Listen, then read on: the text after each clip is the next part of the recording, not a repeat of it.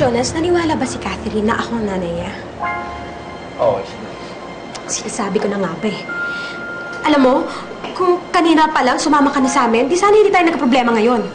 Isabel, nag-aalala lang naman ako sa kalagayan ni Jonas, kaya pinigilan ko siya. Hindi eh. Di sana ngayon kasama natin si Catherine. I'm sorry kung hindi ko napanindigan yung sinabi ko sa'yo.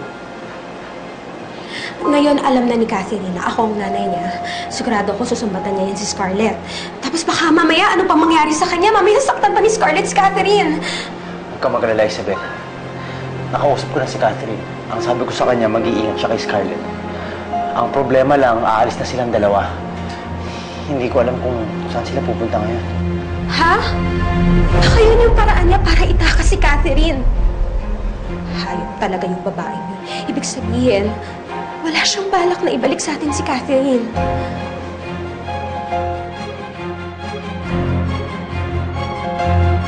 Benedict, kailangan kong bumalik doon at kunin ko si Catherine. Baka mamaya tuluyan nang itakas ni Scarlett si Catherine. Hindi ganun kadali yun. Nakita mo ba yung nangyari sa atin kanina? Ako nang gagawa ng paraan.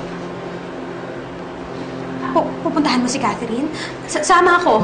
Hindi, Isabel. Kailangan ko makausap si attorney. Para masampahan agad ng kaso si Scarlett.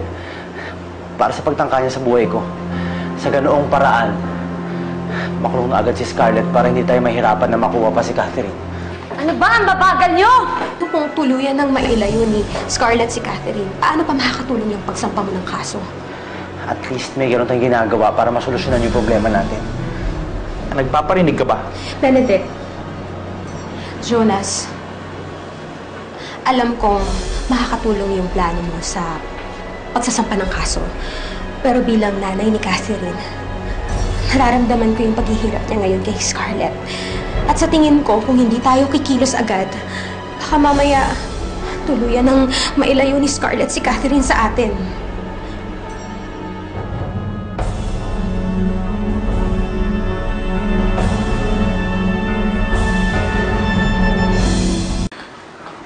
Hindi ka pa nagpapahinga. We had a long day. Totoo nga. Maraming nangyari ngayong araw na to. Pero ganun pa rin naman eh. Talo pa rin ako. Si Scarlett pa rin panalo. Nandun pa rin si Catherine sa kanya. Alam ko naman yun.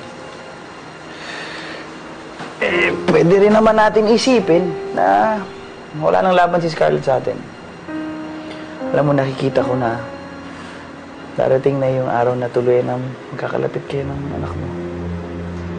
Bakit ganun, no?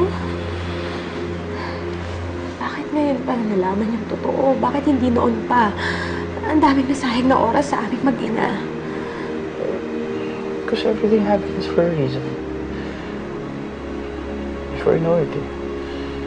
Hindi mo naman ma-achieve yung status mo ngayon kung nalaman mo na anak mo pala si Catherine noon pa. Aanihin ko yung status na yun kung wala naman sa akin yung anak ko. Kung dati, nakuha ko si Catherine kay Scarlett. Ngayon, nanggigigil na ako. Lalo na ngayon, na alam ko na ako yung tunay na ina ni Catherine. Bakit hindi niyo... Pero paano bukas? May lakas ka pa ba para pagpatuloy lang laban mo kung hindi ka muna magpapahinga ngayon? Hindi ako mauubusan ng lakas, Benedict. Hayaan mo lang ako.